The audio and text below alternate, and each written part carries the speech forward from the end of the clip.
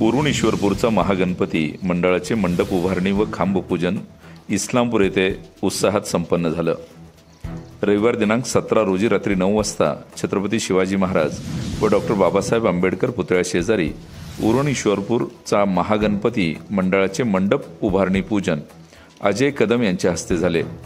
मंडळाचे मार्गदर्शक माजी नगरसेवक खंडेराव जाधव यांनी श्रीफळ वाढवून मंडळाचे मंडप उभारणी प्रारंभ केला।